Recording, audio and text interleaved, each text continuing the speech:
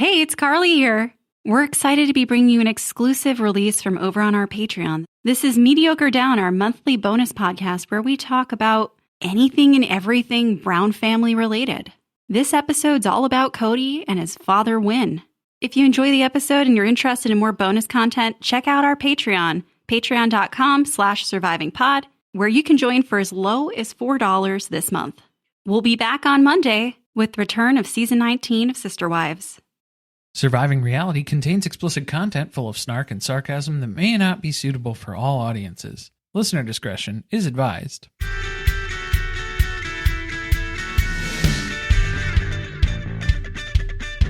Hello and welcome to the first episode of Mediocre Down.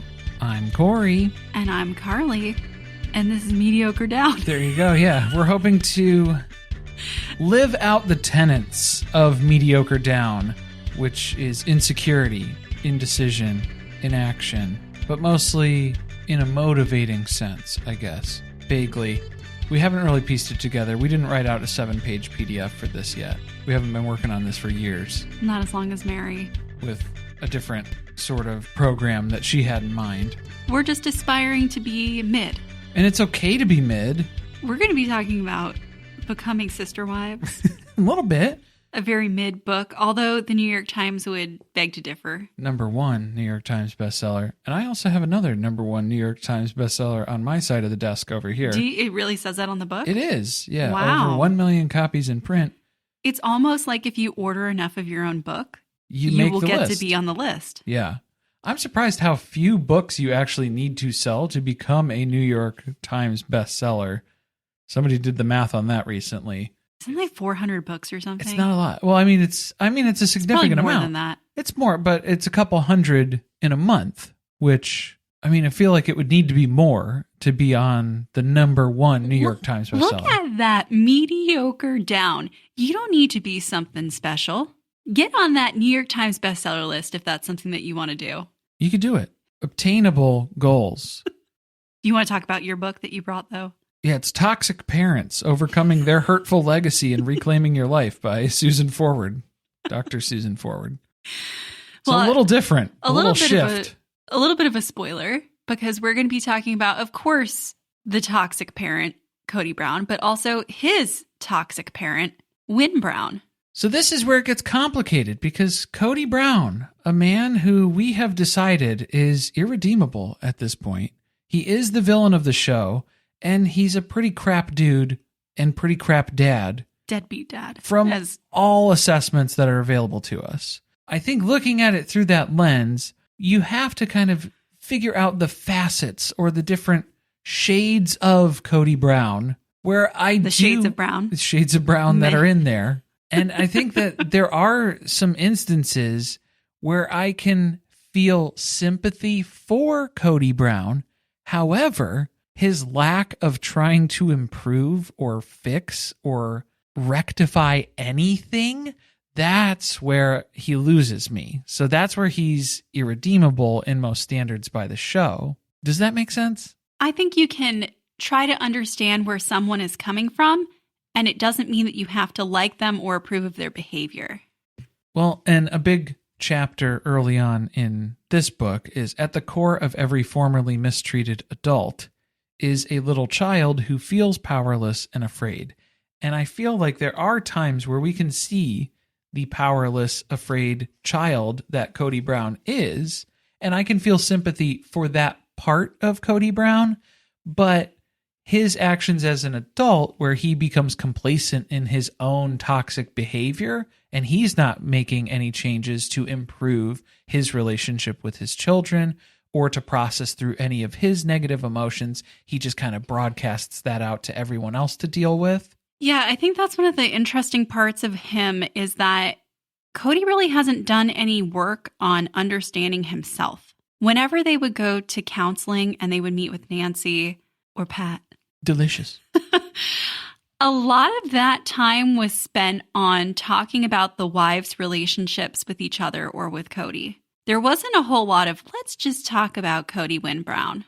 And that's an interesting element. Denial is a big part of this. So I think Cody doesn't even fully realize some of the things that he's still carrying around here. He's probably a little confused why he feels the way that he does, why things are going the way that they are currently. Yes, and that is because I believe that he is perpetuating a cycle of generational trauma onto his children that started with Win. The interesting topic there, because usually with toxic parents, there's a deification that happens with children. So the parents are seen as godlike figures who can do no wrong, who are perfect in every single way. And if there is anything wrong, or if there's any shortcoming that is happening within this childhood experience for the kid, it must be my fault, is what gets internalized. I feel like Cody never really lost that deification of his father.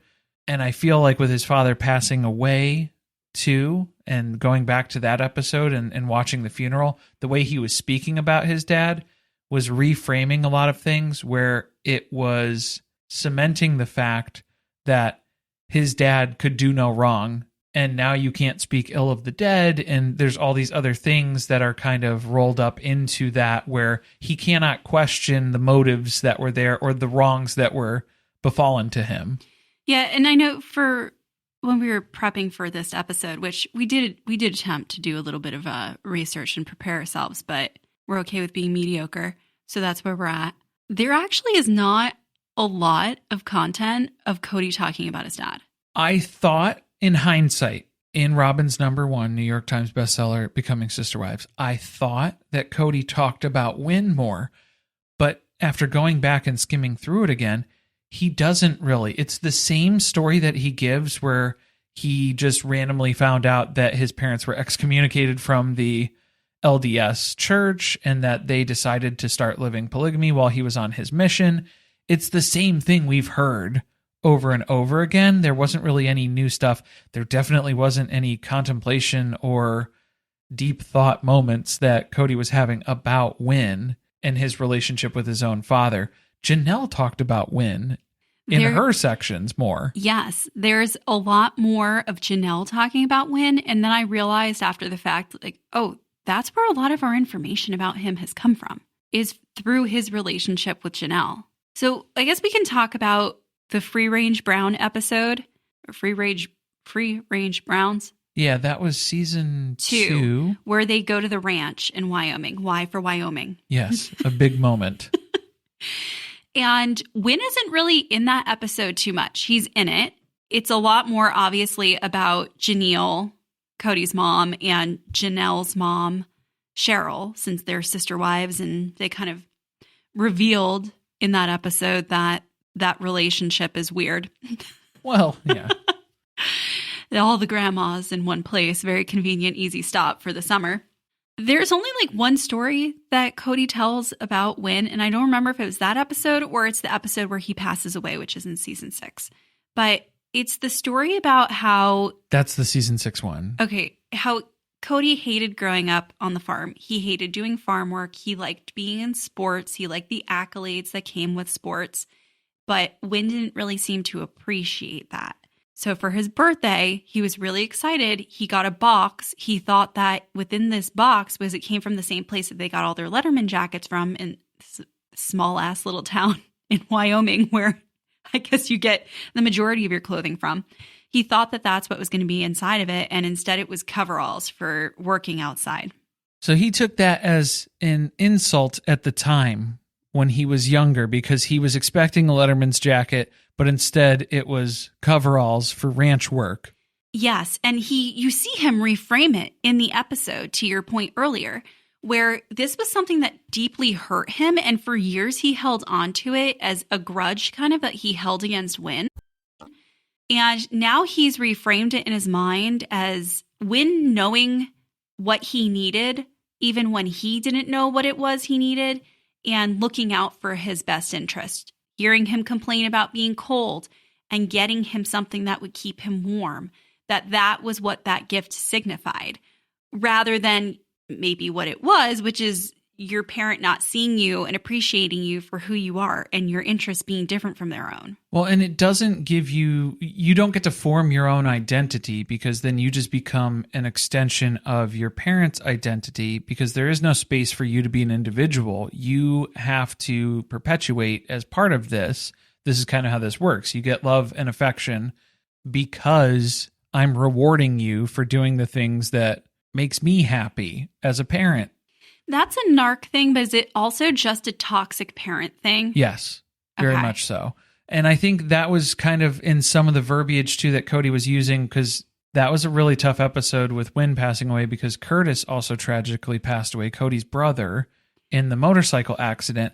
And the way that he spoke about Curtis's relationship with Wynn and seeing that relationship, because Curtis was younger than Cody by about 11 or 12 years.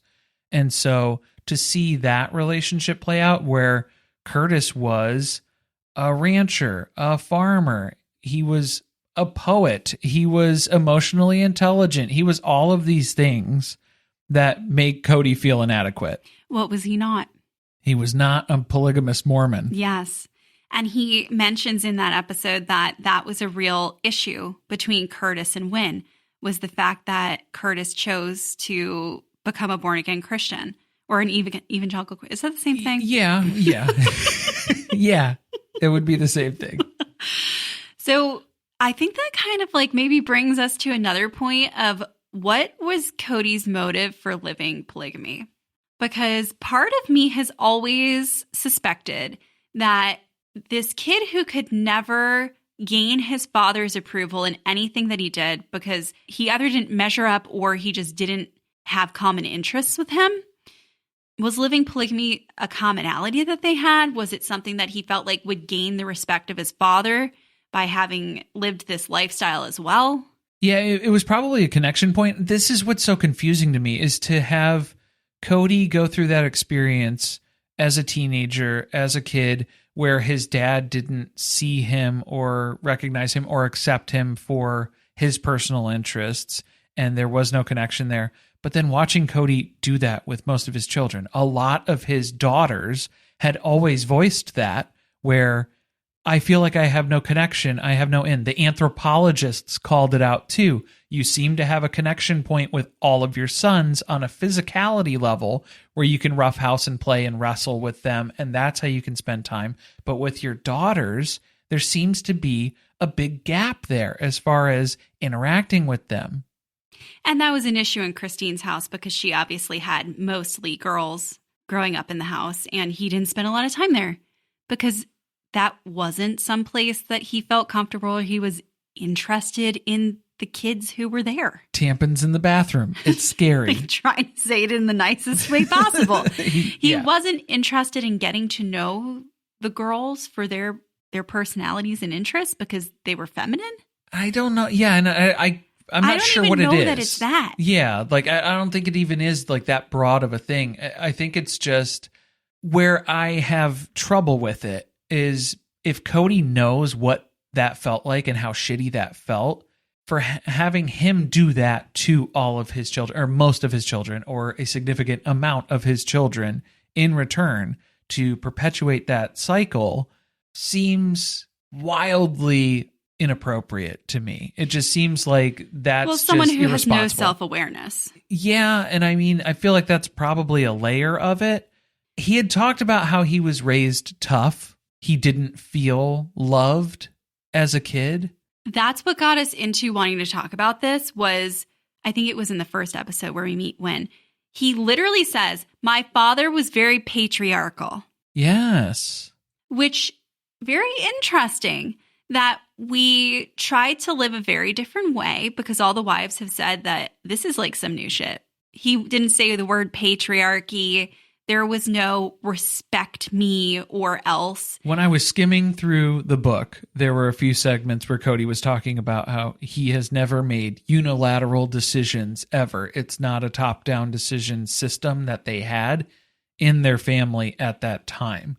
It was collective decision-making between him and the wives. And watching the family fall apart with everything that happened during COVID and then after that, it feels like what broke in Cody's brain was that maybe he was doing it wrong by trying not to be Win.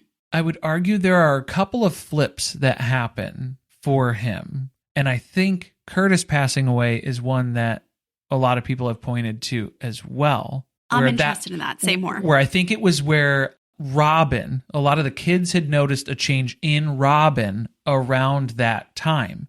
Because I think it was the fear of Curtis was only 34 when he passed away. So it was very sudden.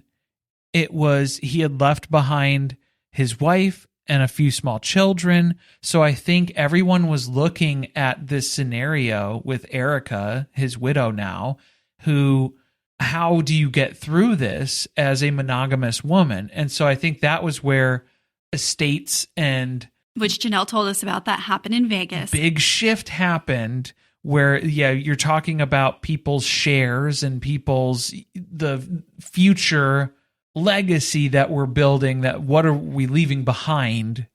I agree with that. I would argue too, though, because Curtis passed away, 4 months before Win? I think it's a combination of both.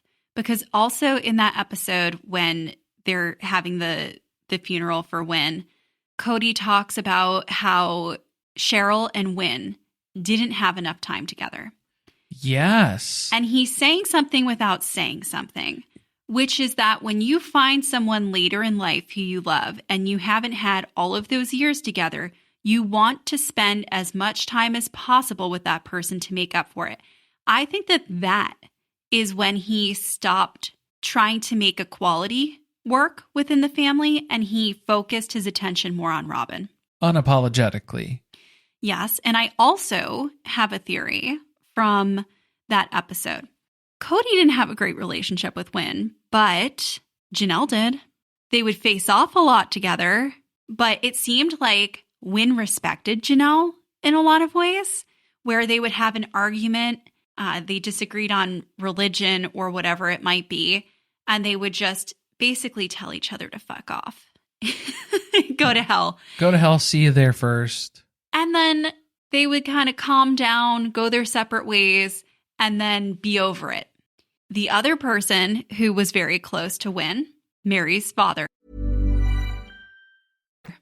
Mary's whole speech about Win at his gravesite is about how when she found out he passed, she thought of the fact that he would now be able to be with her dad in the afterlife.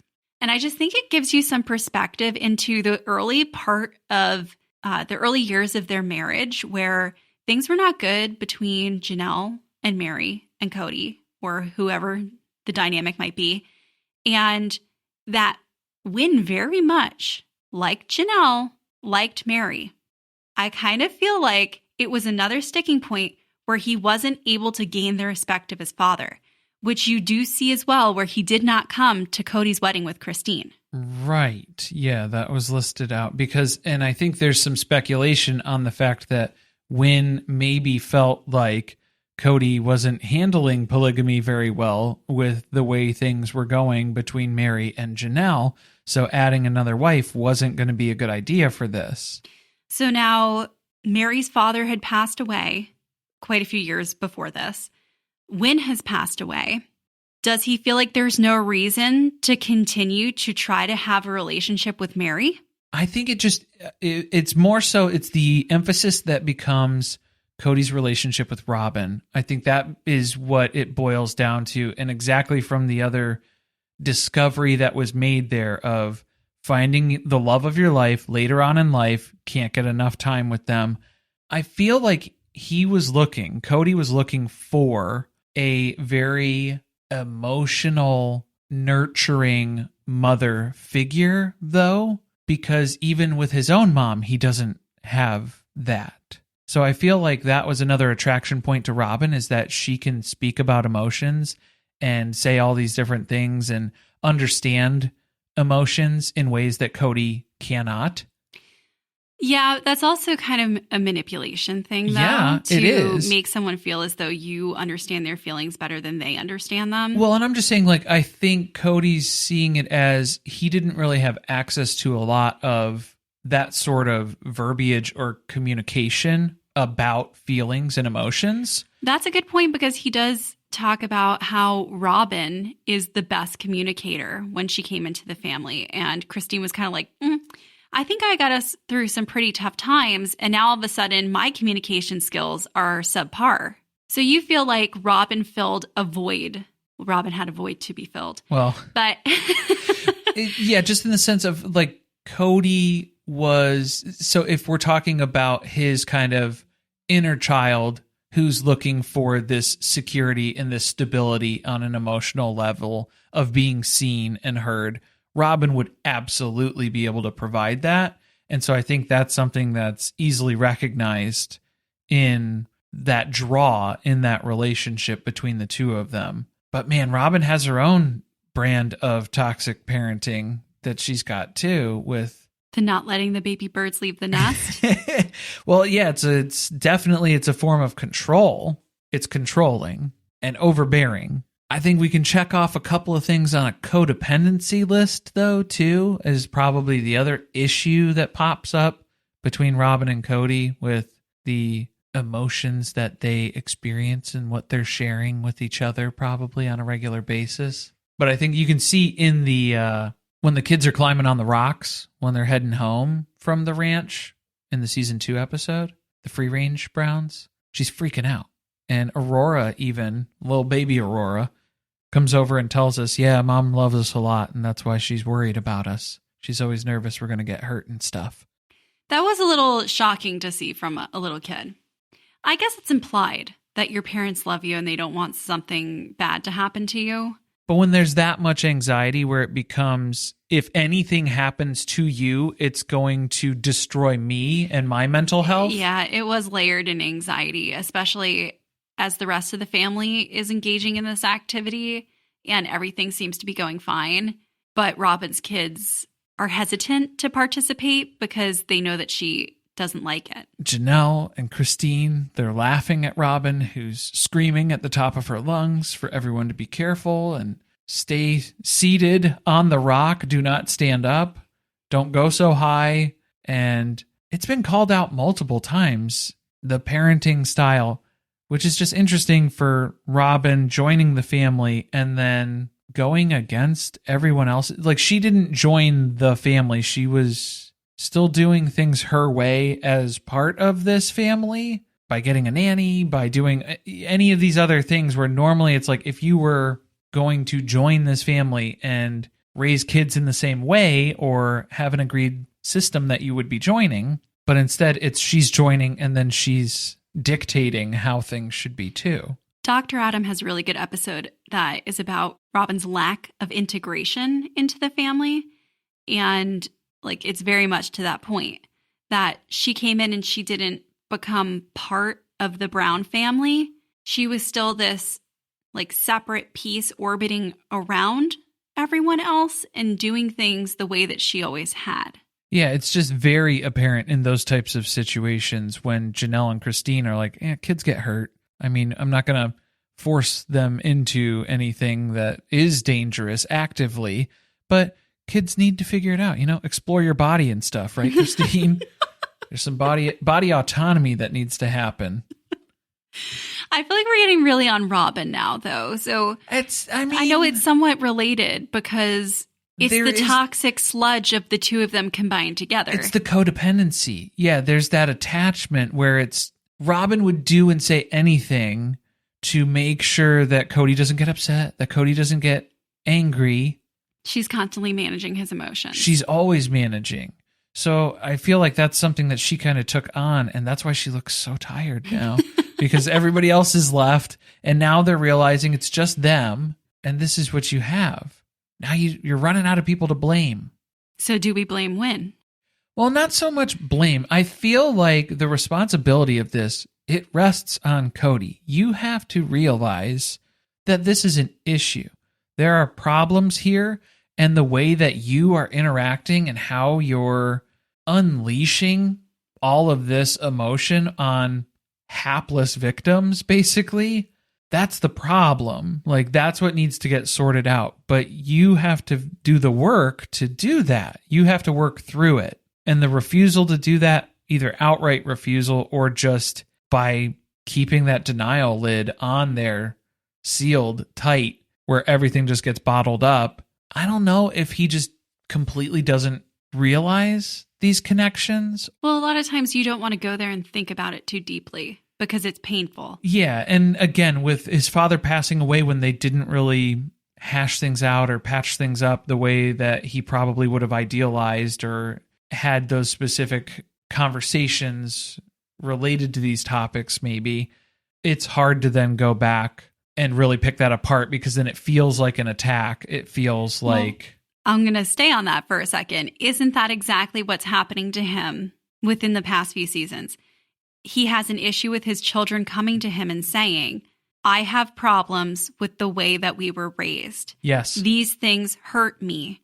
Can you validate them? Which is something that it doesn't seem like he ever did with his own father. So maybe that's the other connection point that he has too, where it's just... Does he see that as a lack of respect? He doesn't. He didn't get to do that. So why are his kids doing it to him? Well, maybe beyond didn't get to do it. I would never have done that to my father. Right. So why are you doing it to me? Just suppress it and move on. Yeah. Because that's what I did. Reframe the past. Uh-huh. Lie to yourself. So then that way, you can handle the denial a little bit easier. It's not a great way to address things, I don't think. We need a season of Sister Wives or its own little spinoff. Maybe it's not a whole show. Maybe it's just like a 20-minute weekly thing that they release online. It needs to be like Cody going to therapy, like very Tony Soprano-esque, where we talk through his problems, but we start with, let's talk about your dad. It'd probably be a good place to start, I think, because a lot of this ties back to Win and his relationship with Win. A lot of these things, it's the similarities that we're seeing and the patterns in this whole dynamic. The failure and the embarrassment of having 3 wives leave him, I just think a lot of it is related back to that feeling of being a failure from being a small child, never living up to the expectations that were set out for him. Now, do we have to feel bad for him? Well, that's where I'm saying is like, that's where my sympathy ends, is when it's like, this is a problem. Look around and see all of these relationships that have been impacted by it. You're not in good standing with the majority of your family. Be a little introspective. Let's take a minute and see what could that be related to? What's the reasoning for that? What's the source behind that? Let us know what you guys think it is, because it could be 1,000,001 things. It could be that he's got long COVID. It could be the mold that was in the house. It could have been Win. Prairie dog plague? What broke Cody's brain? Will we ever have an answer? Yeah, keep the conversation going with us over on our Discord channel or in the comments here on the Patreon post. Let us know what you want to hear as far as more Mediocre Down sorts of deep dives that we can get into. This one kind of ended up being a little bit more of a psychoanalysis, I think.